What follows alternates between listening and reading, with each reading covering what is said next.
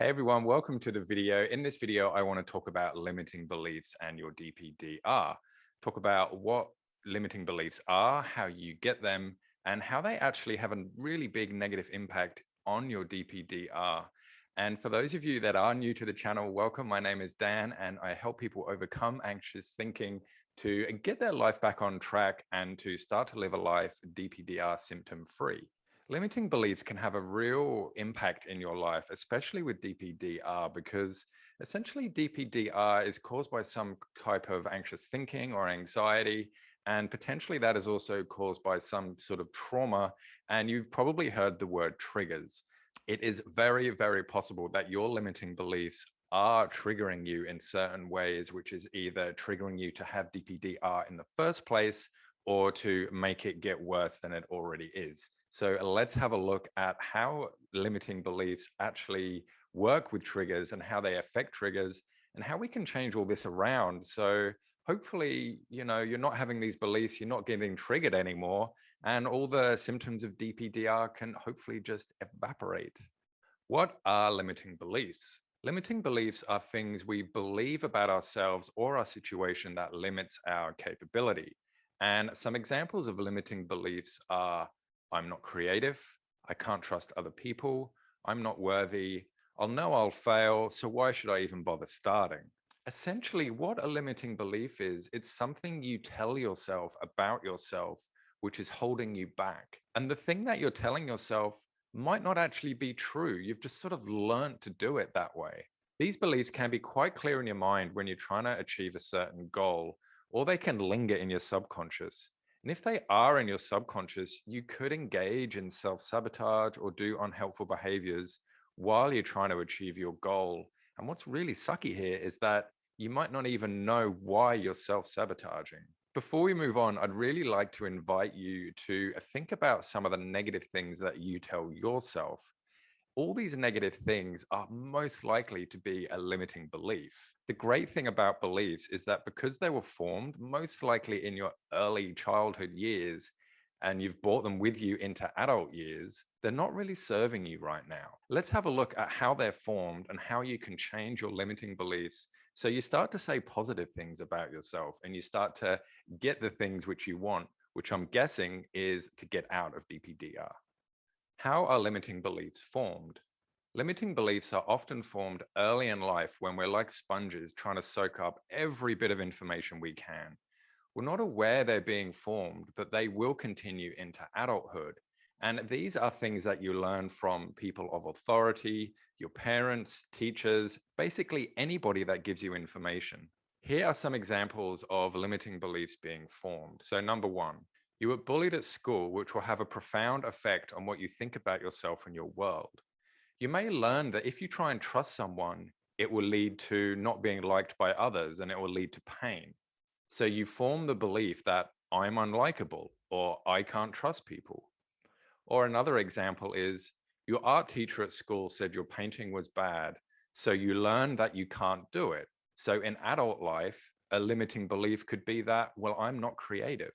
How do you change your limiting beliefs? Well, this is really important and a big part of coaching because all the things that you've been telling yourself, all the things that don't work for you, all the negative things you've been saying about yourself, they have all been formed. So they can all be changed. And once they're changed, the things that you believe yourself are going to be a lot more resourceful and a lot more empowering. So you're probably going to find that the things that used to trigger you no longer trigger you. Number one, you can challenge it. So what evidence do you have that your belief is wrong? For example, if you feel like you can't recover from DPDR, what evidence do you have that you can? For example, you can say to yourself, well, I haven't always felt this way. I haven't always had DPDR. I don't always feel this way. Or am I being honest with myself that I've really given it 100% to overcome? Or perhaps you've had a belief that you've tried to do something in the past and you haven't been able to do it. So now you've formed the belief of, well, what's the point of even trying to recover? It's just like this because I've tried things in the past and it hasn't worked. So how's this going to be any different? So can you see how that is literally stopping you from, taking the first steps towards recovery? Number two is you can form a new belief, which will take patience and it will mean you have to be self aware. You can use the evidence that your old belief is wrong to form a new belief. For example, well, there was a time I didn't have DPDR, and sometimes it isn't as bad. So, yeah, I am fully capable of overcoming this. Number three, what you focus on is what you get. If you focus on what you can't do, then of course you won't be able to do it. Focus on your new empowering beliefs. I cannot stress the importance of this last point. What you focus on is what you get.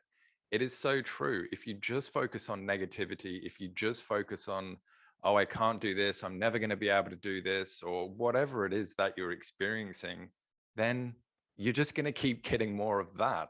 I know it might seem a little bit simplistic of what you focus on is what you get, but it really is true. And this is where the self-discipline becomes in, because you are so used to focusing on the negative or focusing on whatever the bad thing is that's happening that you just naturally go there. You're really good at it.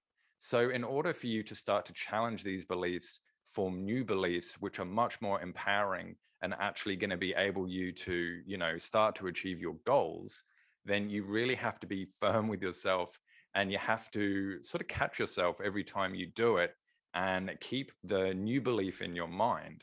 Have you ever done the thing of bought a new pair of shoes or a new anything and you start to really think about it? You've been researching it, you want to do it, you go and buy it, you love it, you're happy with it, and you probably find that it's in your thoughts a lot, right? Well, this is what you focus on is what you get exactly in motion. You're focusing on the new thing that you've just bought. So, of course, you're thinking about it.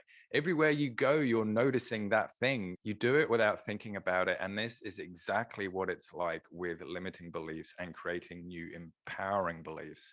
Once you start to do the groundwork and the sort of the grunt work and the hard work, because you can't just flick a switch and everything's going to suddenly change. You have to make a conscious effort. But once you start to do this, then you will just notice that your thoughts naturally go to that more empowering belief. And you are going to start to feel better. And perhaps some of the things which used to trigger you aren't going to be as strong, or maybe they're not even going to trigger you at all anymore. And guess what? When you stop getting triggered and when these triggers don't have such of a big impact on you, it's really going to reduce the symptoms of your DPDR because you're no longer seeing them as a threat. You're no longer seeing them as a challenge. And you no longer have to put up that barrier, which is protecting you. Limiting beliefs are a part of coaching. And there are lots of other things that you can think about during the coaching process, which changes your whole way of thinking. And it can really turn everything 180 degrees around to start working in your favor a lot quicker than you think. When I am helping people with their anxious thoughts and to get over the DPDR symptoms, limiting beliefs is certainly something we go into. To recap, limiting beliefs are something which are formed usually in early childhood that we bring with us into adulthood, and they don't actually serve us anymore. So what we need to do is we need to identify the limiting belief. We need to find evidence contrary to that.